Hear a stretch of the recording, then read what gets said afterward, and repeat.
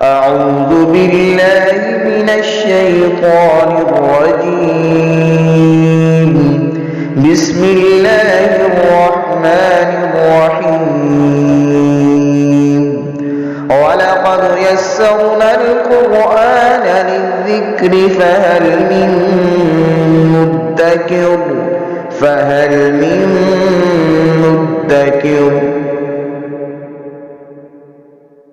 بسم اللہ الرحمن الرحیم. سورہ بقرہ کی 216 نمبر آیہ مبارکہ ہے. اعوذ باللہ من الشیطان الرجیم. بسم اللہ الرحمن الرحیم. کتب علیکم القتال وہو کرہ لکم وعسى ان تکرہوا شیئا وہو خیر لکم وعسى ان تحبوا شیئا وہو شر لکم واللہ یعلم وانتم لا تعلمون. اہل ایمان پر جہاد کے فرض ہونے کا ذکر کیا جا رہا ہے. ابتدائی زندگی مکۃ المکرمہ کی مشکلات والی، پریشانیوں والی، حوصلے اور صبر والی زندگی تھی. اس میں جو بھی تکالیف اہل ایمان کو دی گئیں ان کو حوصلے اور صبر کے ساتھ برداشت کیا گیا، یہاں تک کہ بعض اہل ایمان کو شہید بھی کیا گیا. نبی کریم صلی اللہ علیہ وسلم کے ساتھ کون سا ظلم تھا جو اہل مکہ نے روا نہیں رکھا. آپ طائف گئے تو طائف والوں نے بھی حضور علیہ الصلاۃ والسلام کے ساتھ اچھا سلوک نہیں کیا، آپ کو تشدد کا نشانہ بنایا گیا، یہاں تک کہ آپ کے جسم مبارک سے خون جاری ہوا اور آپ کے جوتے مبارک خون سے بھر گئے. تو اتنی تکالیف، اتنی اذیت، لیکن یہ برداشت ہوتی رہی. اللہ کے حکم سے صبر کا دامن تھامے رکھا. پھر ہجرت فرمائی، مدینہ طیبہ تشریف لے آئے، اور یہاں پر مکہ والوں نے پھر بھی پیچھا نہیں چھوڑا، مسلسل پریشان کرتے رہے. منافقین کے ساتھ مل کر، یہود کے ساتھ مل کر اللہ تبارک و تعالیٰ کی طرف سے یہ آیہ مقدسہ نازل ہوئی اور فرمایا کہ جہاد تم پر فرض ہو گیا. اب ان کا اینٹ کا جواب پتھر سے دیا جائے گا، اور انہوں نے یعنی جتنی دیر تکالیف دینی سی سو دے لی. اب بس پھر ہم جانتے ہیں کہ غزوہ بدر ہوا، پھر غزوہ احد ہوا، اور اللہ تبارک و تعالیٰ نے اہل ایمان کو فتح نصیب فرمائی. یہاں تک کہ فتح مکہ میں اہل مکہ بھی حضور کے زیر نگیں ہو گئے، اور پھر آپ کا رخ جہاد باہر کے علاقوں کی طرف پھیلا. تو اللہ تبارک و تعالیٰ نے دو بڑی بڑی طاقتیں، روم اور ایران کی، کیسر اور کسریٰ، اللہ تبارک و تعالیٰ نے نبی کریم صلی اللہ علیہ وسلم کی امت کو عطا فرمائی. یعنی یہ خوشخبری حضور ہی عطا فرما گئے تھے، اور یہ جہاد کی برکت سے اللہ تعالیٰ نے اسلام کو پوری روئے زمین تک پھیلا دیا. فرمایا گیا کتب علیکم القتال، تم پر جہاد فرض کیا گیا ہے، وہو کرہ لکم، حالانکہ وہ تمہیں ناپسند ہے. یعنی انسان کی طبیعت لڑائی سے، یعنی انسان کی طبیعت لڑائی کے موافق نہیں ہے، طبی طور پر امن پسند ہے. لیکن اللہ تبارک و تعالیٰ نے فرمایا اگرچہ تمہاری طبیعت نہیں چاہتی لیکن تم پر فرض کیا گیا. اور جب فرض ہو گیا، دیکھیں بہت ساری چیزیں ہیں انسان کی طبیعت نہیں چاہتی لیکن اللہ نے فرض کی ہیں، اہل ایمان کرتے ہیں، اور صحابہ کرام نے کیا.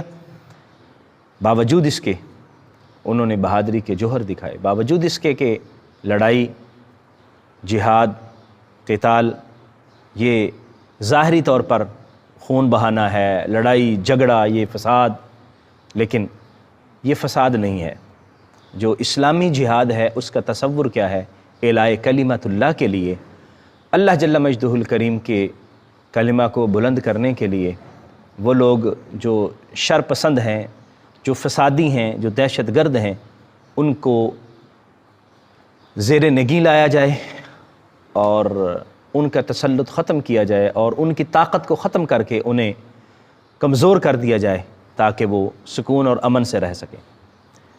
فرمایا کہ عسیٰ ان تکرہوا شیئا وہو خیر لکم، ممکن ہے کہ تم کسی چیز کو ناپسند کرو اور وہ تمہارے لیے بہتر ہو. وَعَسَىٰ أَن تُحِبُّوا شَيْئًا وَهُوَ شَرٌّ لَكُمْ، اور یہ بھی ممکن ہے کہ تم کسی چیز کو پسند کرو اور اس میں تمہارے لیے شر ہو، اس میں تمہارے لیے بلائی نہ ہو، برائی ہو۔ وَاللَّهُ يَعْلَمُ وَأَنْتُمْ لَا تَعْلَمُونَ، اور اللہ جانتا ہے اور تم نہیں جانتے۔ یعنی جہاد کا حکم دیا جا رہا ہے۔ اب ظاہری طور پر انسان سوچتا ہے کہ یہ تو لڑائی کا حکم ہے، یہ تو قتل و غارت کا حکم ہے، یہ تو خون بہانے کا حکم ہے۔ اللہ حکم عطا فرما رہا ہے، فرمایا ہاں بعض جگہوں پر یہ بھی ضروری ہو جاتا ہے، سرزنش نہ کی جائے، سزا نہ دی جائے تو جرم پنپنا شروع کر دیتا ہے، جرم سر اٹھاتا ہے، اور اس کا سر نیچے کرنے کے لیے ایسی کارروائیاں کرنی پڑتی ہیں۔ فرمایا کہ یہ اللہ نے جہاد فرض کیا ہے تو یہ اللہ بہتر جانتا ہے کہ اس میں بہتری ہے اور تم نہیں جانتے، یعنی جہاد کے فوائد کیا ہیں تم اس سے واقف نہیں ہو۔ آپ دیکھیے کہ مسلمانوں کو جب اہل مکہ نے اور دیگر لوگوں نے پریشان کیے رکھا، مسلمان بیچارے خاموشی سے چلتے رہے، لیکن جب جہاد کا حکم ہوا اور اہل ایمان کو اللہ نے طاقت عطا فرمائی، پھر آپ دیکھ لیں کہ ہمیشہ اسلام جو ہے وہ پھیلتا رہا، اور پھر اللہ جل مجدہ الکریم باوجود اس کے کہ تعداد کم تھی، اسلحہ کم تھا، اللہ تعالیٰ نے اہل ایمان کو فتح عطا فرمائی، اور پھر جہاد کی برکت سے دشمن پر بھی جو ہے وہ ایک رعب اور ایک دبدبہ رہتا ہے۔ آپ اگر آج کے سینیریو میں دیکھیں تو پاکستان کا جو سلسلہ ہے، آپ ہمارا ملک بھی ظاہری طور پر چھوٹا ہے اور ہمارا ہمسایہ ملک کتنا بڑا ہے، لیکن ان کو پتہ ہے کہ یہ تیار ہیں، یہ ایکٹیو ہے، ان کے پاس اللہ تعالیٰ نے طاقت بھی دی ہے، اور دوسرا یہ ہے کہ ان کا مذہبی جذبہ جو ہے وہ سب سے بلند ہے۔ یہ شوق کے ساتھ جاتے ہیں، کہتے ہیں کہ اگر زندہ رہے تو غازی بن کے آئیں گے اور اگر مارے گئے تو شہید ہو جائیں گے۔ تو ڈرتے ہیں، اسلام کے تصور جہاد سے ڈرتے ہیں، حالانکہ ہم عملی طور پر جہاد چھوڑ چکے ہوئے اور اس کو زندہ کرنے کی بہت زیادہ ضرورت ہے۔ ہمارے کشمیر کے ساتھ کیا ظلم روا رکھا جا رہا ہے، اسی طرح فلسطین کے ساتھ کیا ظلم روا رکھا جا رہا ہے، افغانستان کے ساتھ کیا ظلم ہوتا رہا ہے اور مسلسل جاری ہے۔ تو اسلام کا تصور جہاد بڑا خوبصورت تصور ہے، اور یہ فتنے کو ختم کرنے کے لیے، یہ فساد کو ختم کرنے کے لیے یہ ضروری ہے۔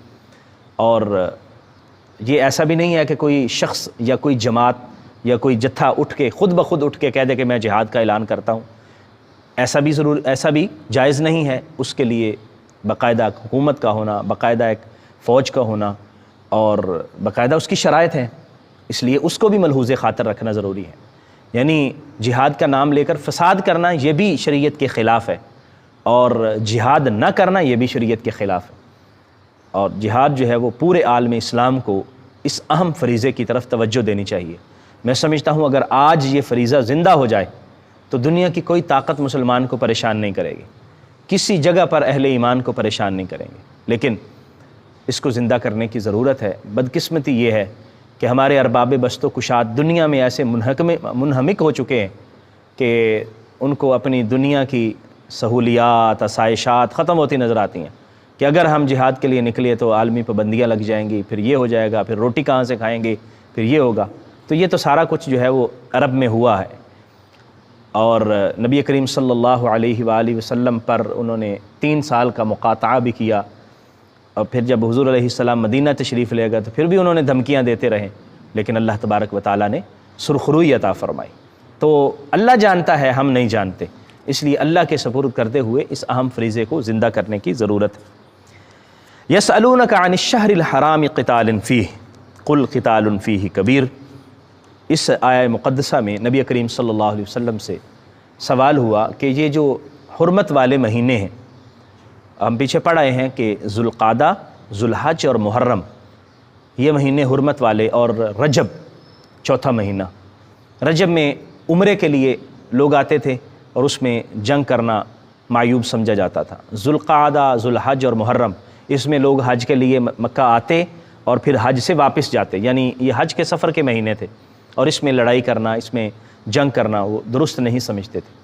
تو ایک مرتبہ ایسا ہوا کہ نبی کریم صلی اللہ علیہ وسلم نے صحابہ کے ایک سریہ کو بھیجا، یعنی سریہ اس جہاد کے گروپ کو کہتے ہیں یا اس چھوٹے سے لشکر کو کہتے ہیں کہ جس میں حضور صلی اللہ علیہ وسلم نے خود شمولیت نہیں فرمائی، آپ نے صحابہ کو بھیجا۔ تو صحابہ تشریف لے گئے، وہاں اتفاق سے لڑائی کی صورتحال بن گئی اور ایک صحابی نے ایک شخص کو قتل کر دیا، اور وہ رجب کا مہینہ شروع ہو گیا تھا۔ ان کے خیال میں رجب ابھی شروع نہیں ہوا تھا، ان کے خیال میں آخری تاریخ تھی جمادی الاخری کی، اور لیکن رجب شروع ہو گیا تھا۔ وہ شخص علا قتل ہوا حضرمی، تو نبی کریم صلی اللہ علیہ وآلہ وسلم کی بارگاہ تک قریش کا پروپوگنڈا پہنچا کہ دیکھیں یہ کہتے ہیں کہ ہم ملت ابراہیمی پر ہیں اور حضرت ابراہیم علیہ السلام کے دین پر ہیں، لیکن حضرت ابراہیم کے دین کے مطابق 3 مہینوں میں لڑائی کرنا درست نہیں ہے۔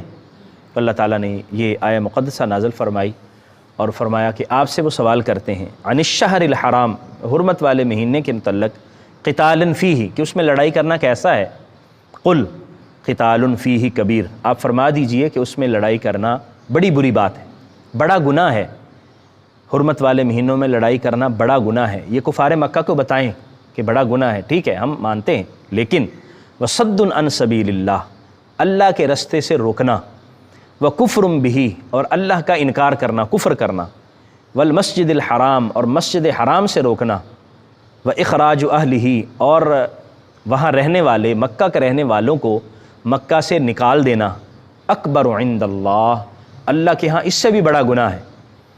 تم یہ کہتے ہو کہ یہ حرمت والے مہینے میں کسی کا قتل کرنا یہ درست نہیں ہے، یہ گناہ ہے، تو ٹھیک ہے، گناہ تو ویسے بھی قتل کرنا گناہ ہی ہے، لیکن حرمت والے مہینے میں زیادہ بڑا گناہ ہے۔ اسلام اس بات کو تسلیم کر رہا ہے۔ اللہ تبارک و تعالی نے فرمایا ٹھیک ہے بڑا گناہ ہے، لیکن تم نے کیا کیا ہے، تم نے لوگوں کو مسجد حرام میں آنے سے روکا، تم نے کعبۃ المشرفہ کا عمرہ کرنے سے لوگوں کو روکا، تم نے اللہ کا انکار کیا، کفر کیا، تم نے لوگوں کے ساتھ لڑائیاں کی۔ کیا یہ کوئی چھوٹا گناہ ہے؟ یہ تو اس سے بھی بڑا گناہ ہے۔ تم اپنے گناہ کو دیکھ نہیں رہے اور اس کو تسلیم نہیں کر رہے، اور دوسری طرف تمہاری نظر ہے، یہ تو اس سے بھی بڑا گناہ ہے۔ والفتنۃ اکبر من القتل، اور فساد اور فتنہ یہ قتل سے بھی بڑا ہے، اور تم ہمیشہ فتنے کی طرف اور فساد کی طرف توجہ کرتے ہو۔ یعنی غزوہ احد میں بھی انہوں نے حملہ کیا مدینہ طیبہ پر، غزوہ خندق کے اندر تو پورا لشکر، یعنی بلکہ عرب کے سارے لشکر لے کر روانہ ہو گئے اور کہا کہ ہم یہ مدینہ کو، ریاست کو ختم ہی کر دیں گے، جس کا ابھی آغاز ہو رہا تھا۔ نبی کریم صلی اللہ علیہ وسلم اور اہل ایمان سب کو ہم ملیا میٹ کر دیں گے۔ تو فتنے تو تم پھیلا رہے ہو، اور فتنہ قتل سے بھی بڑا گناہ ہے۔ اگر کسی اہل ایمان سے یہ قتل ہوا تو لڑائی کی صورتحال میں ہوا، تو اس سے بڑا گناہ فتنہ اور فساد اور دہشت گردی پھیلانا ہے۔